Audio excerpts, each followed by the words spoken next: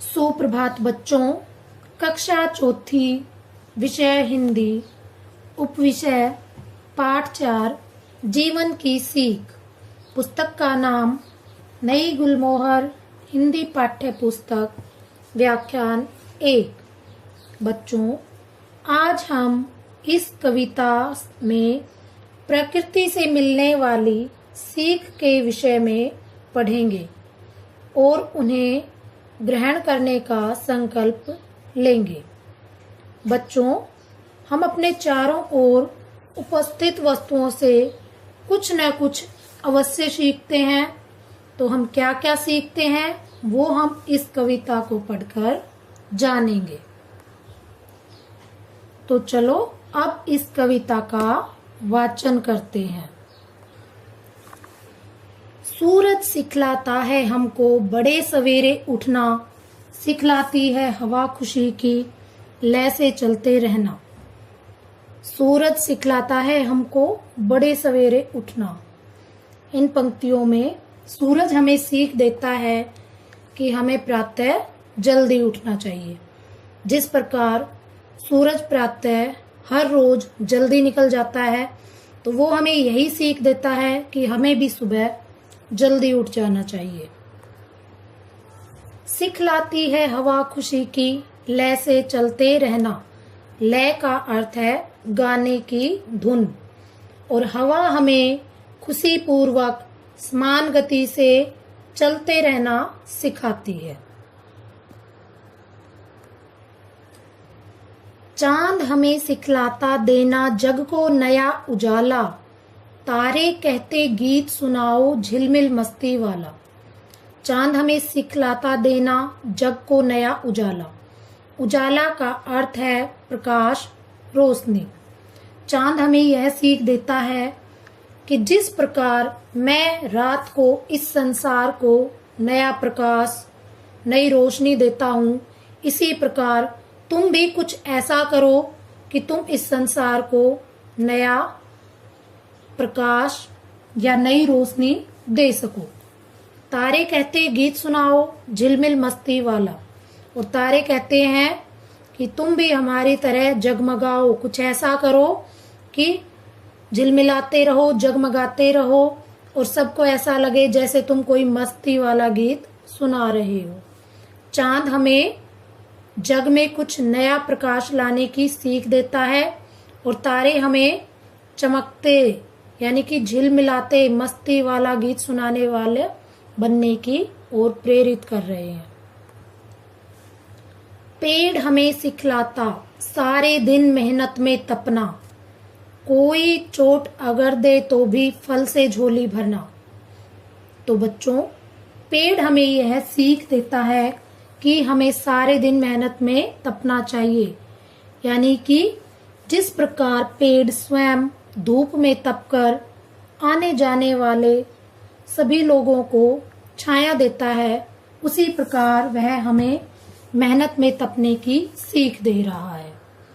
यानी कि वृक्ष हमें दानी होने की सीख देते हैं कि हमें दूसरों का परोपकार करना चाहिए, हमें दानवीर, देने वाला बनना चाहिए। कोई चोट अगर दे तो भी फल से झोली भरना। जिस प्रकार पेड़ से बच्चे फल तोड़ने के लिए उसको पत्थर मारते हैं, फिर भी वह किसी को हानि या नुकसान नहीं पहुंचाता, बल्कि अपने फल देता है, तो वो हमें यही प्रेरणा दे रहा है कि हमें भी इसी प्रकार किसी को हानि नहीं पहुंचानी चाहिए और परोपकारी बनना चाहिए, दानवीर होना चाहिए। इस प्रकार वृक्ष हमें दानी बनने की सीख दे रहा है। नदी बताती कल कल स्वर में बहना मेरे भाई। झरना कहता पल पल झरते सबकी करो भलाई।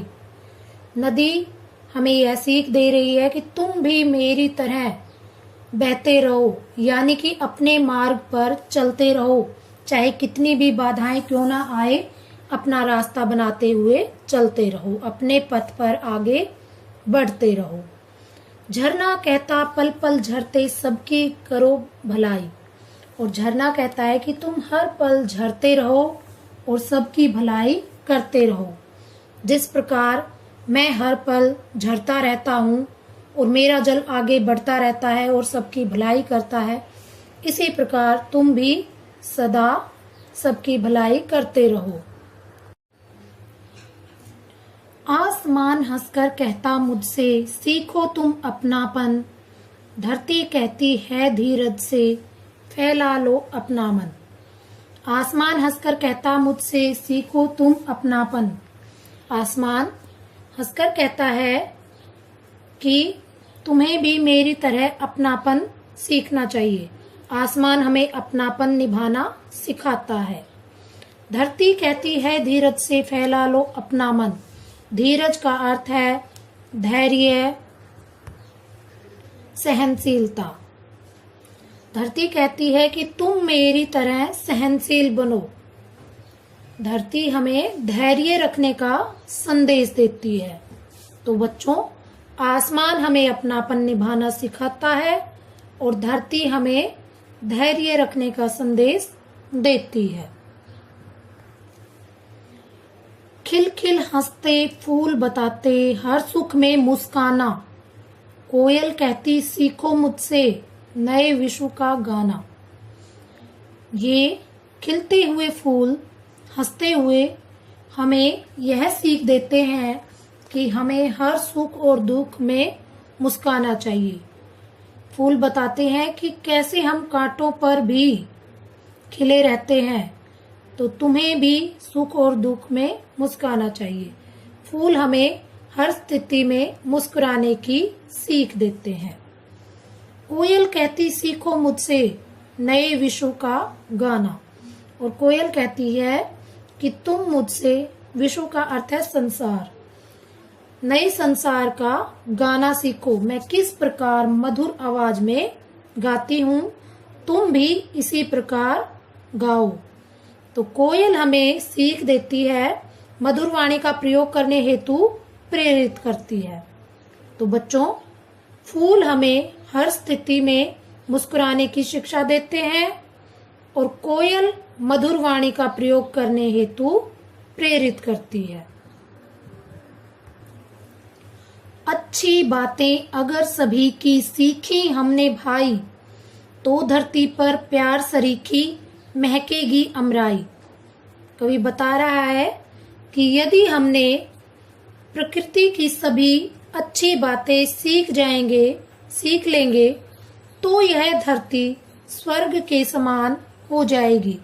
सरीखी का अर्थ है समान, अमराई का अर्थ है आम के बगीचे, आम का बाग। कवि बता रहा है कि तो धरती पर प्यार सरीखी महकेगी अमराई। जिस प्रकार आम के बगीचे से आमों की महक आती है, उसी प्रकार इस धरती पर प्रेम की महक महकने लगेगी। तो बच्चों, यदि हम प्रकृति से अच्छी बातें सीख जाएंगे, तो यह धरती स्वर्ग के समान हो जाएगी। चारों तरफ प्रेम ही प्रेम होगा। अब इस कविता को एक बार पुनः पढ़ते हैं। सूरज सिखलाता है हमको बड़े सवेरे उठना, सिखलाती है हवा खुशी की लय से चलते रहना। चांद हमें सिखलाता देना जग को नया उजाला, तारे कहते गीत सुनाओ झिलमिल मस्ती वाला। पेड़ हमें सिखलाता सारे दिन मेहनत में तपना, कोई चोट अगर दे तो भी फल से झोली भरना। नदी बताती कल कल स्वर में बहना मेरे भाई, झरना कहता पल पल झरते सबकी करो भलाई। आसमान हंसकर कहता मुझसे, सीखो तुम अपनापन। धरती कहती है धीरज से, फैला लो अपना मन। खिल खिल हंसते फूल बताते हर सुख में मुस्काना, कोयल कहती सीखो मुझसे नए विश्व का गाना। अच्छी बातें अगर सभी की सीखी हमने भाई, तो धरती पर प्यार सरीखी महकेगी अमराई। बच्चों, अब हम जानेंगे कि इस कविता से हमने क्या सीखा। हमने सीखा इस कविता से हमें सवेरे जल्दी उठने, वृक्षों की तरह दानी होने, धरती की तरह धैर्य रखने, फूल की तरह हर स्थिति में मुस्कुराने व कोयल की तरह मधुर वाणी का प्रयोग करने की सीख मिलती है। तो बच्चों, हमें अपने चारों ओर उपस्थित वस्तुओं से कुछ न कुछ अवश्य सीखना चाहिए। आज का गृह कार्य है निम्नलिखित प्रश्नों के उत्तर दीजिए। बच्चों, आपको सभी प्रश्नों के उत्तर साफ सुंदर लेख में अपनी कॉपी में लिखने हैं। प्रश्न क, नदी की तरह बहते रहना से कवि का क्या तात्पर्य है? नदी की तरह बहते रहना से कवि का क्या तात्पर्य है? प्रश्न ख, आप दूसरों की भलाई किस प्रकार कर सकते हैं? आप दूसरों की भलाई किस प्रकार कर सकते हैं? प्रश्न ग, धरती पर अमराई किस प्रकार महकेगी? धरती पर अमराई किस प्रकार महकेगी?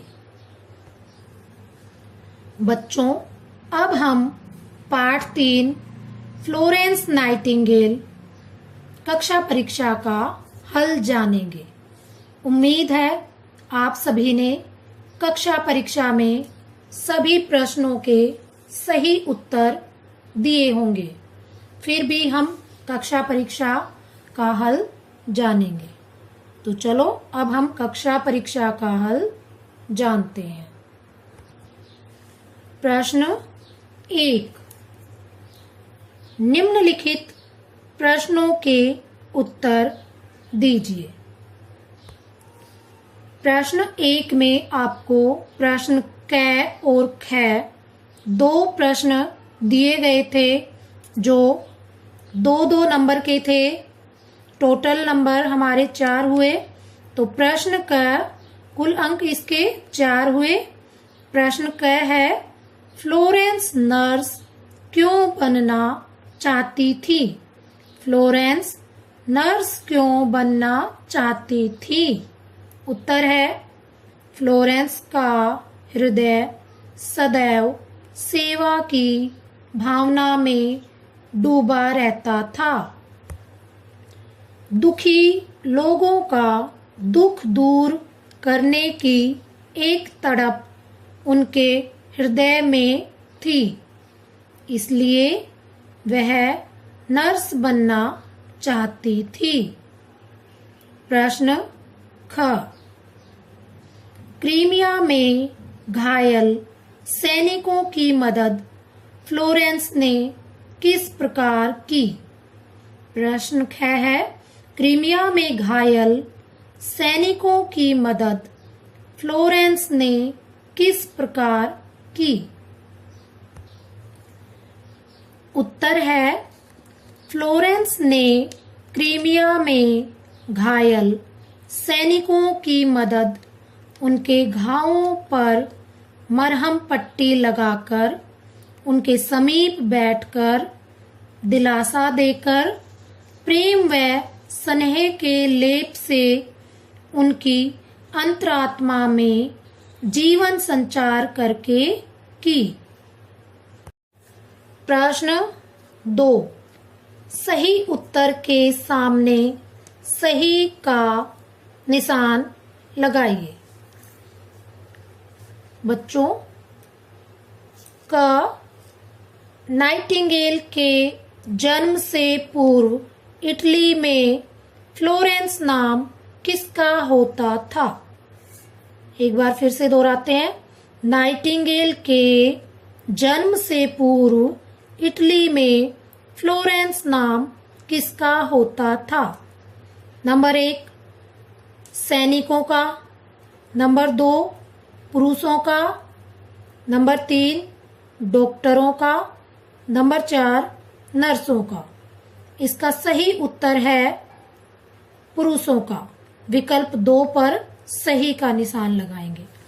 उम्मीद है आप सभी ने इसी प्रकार सही उत्तर दिया होगा। प्रश्न ख, क्रीमिया अभियान में कितनी नर्सें फ्लोरेंस के साथ थीं? क्रीमिया अभियान में कितनी नर्सें फ्लोरेंस के साथ थीं? नंबर 1 35 नर्सें, नंबर 2 36 नर्सें, नंबर 3 37 नर्सें, नंबर 4 38 नर्सें। तो बच्चों इसका सही उत्तर विकल्प 4 38 नर्सें है। उम्मीद है आपने भी यही उत्तर दिया होगा। प्रश्न 3, रिक्त स्थानों की पूर्ति कीजिए। बच्चों यहाँ पर 2 वाक्य दिए गए थे जिसमें रिक्त स्थान की पूर्ति आपको करनी थी। क, नाइटिंगेल का जन्म रिक्त स्थान में हुआ था। यहाँ पर सही उत्तर आएगा इटली। नाइटिंगेल का जन्म इटली में हुआ था। ख, फ्लोरेंस नाइटिंगेल को लेडी विद द रिक्त स्थान के नाम से जाना जाता है। रिक्त स्थान में लैम्प आएगा। फ्लोरेंस नाइटिंगेल को लेडी विद द लैम्प के नाम से जाना जाता है। उम्मीद है आपने भी इसी प्रकार सही उत्तर दिए होंगे। प्रश्न 4, दिए गए शब्दों के 2-2 पर्यायवाची शब्द लिखिए। बच्चों यहाँ पर आपको कुछ पर्यायवाची शब्द दिए गए थे जिनके 2-2 पर्यायवाची आपको लिखने थे। अब मैंने जो पर्यायवाची लिखे हैं उनको जान लेते हैं। क, माता, माँ, जननी। माँ जननी के अतिरिक्त भी पर्यायवाची हैं जैसे अम्बा, अंबिका, वो भी पर्यायवाची शब्द सही हैं। ख, स्त्री, नारी, महिला। ग, दीप, दिया, दीपक। घ, समीप, पास, नजदीक। एक बार पुनः जानते हैं। माता, माँ, जननी, स्त्री, नारी, महिला। दीप, दिया, दीपक। समीप, पास, नजदीक। प्रश्न 5, दिए गए शब्दों के लिंग परिवर्तन कीजिए। यहाँ पर आपको कुछ शब्द दिए गए थे जिनका लिंग परिवर्तन करके आपको लिखना था। उम्मीद है आपने सही उत्तर दिए होंगे। क, बालक, बालिका। ख, महाराजा, महारानी। ग, नर, नारी। घ, पिता, माता। बालक, बालिका, महाराजा, महारानी, नर, नारी, पिता, माता। तो बच्चों अब हमने इस कक्षा परीक्षा के हल को जाना। आप सभी से निवेदन है एडक्वार्क चैनल को सब्सक्राइब करें, वीडियो को लाइक करें और अपने दोस्तों में शेयर अवश्य करें। धन्यवाद।